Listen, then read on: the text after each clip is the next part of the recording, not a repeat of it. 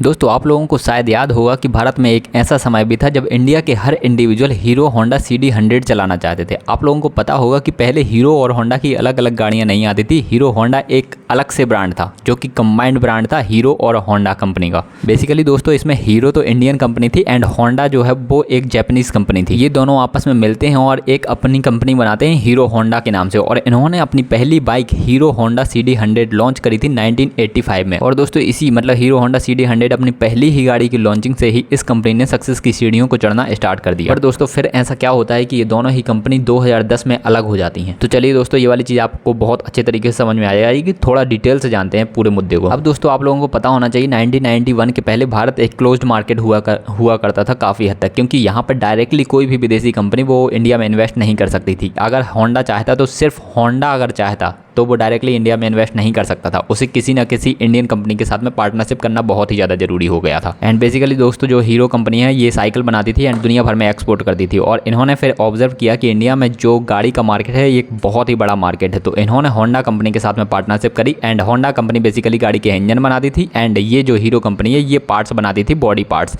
और उसके बाद पूरे भारत भर में ये एक्सपोर्ट करती थी, पूरे भारत भर में ये इन गाड़ियों को बेचती थी। बट इसके बाद हीरो कंपनी ने सोचा कि ये इन्हीं गाड़ियों को पूरी दुनिया भर में भी एक्सपोर्ट कर दें। बट दोस्तों ऐसा होंडा नहीं चाहती थी, क्योंकि होंडा का ऑलरेडी पूरी दुनिया भर में एक मार्केट बना हुआ था। तो दोस्तों इसी वजह से दोनों में एक बार बहस हो जाती और इसके बाद हीरो कंपनी भी इंजन बनाना शुरू कर देती और होंडा भी एक अलग से कंपनी लॉन्च कर देती है इंडिया में। और दोस्तों फाइनली 2010 में जाकर के दोनों ही कंपनी आपस में अलग हो जाती हैं। तो आई होप आप लोगों को ये टॉपिक बहुत अच्छे तरीके से समझ में आया होगा। अपन मिलते हैं अगले इंपॉर्टेंट वीडियो में। आप लोग अपना ध्यान रखिएगा। Bye bye, take care.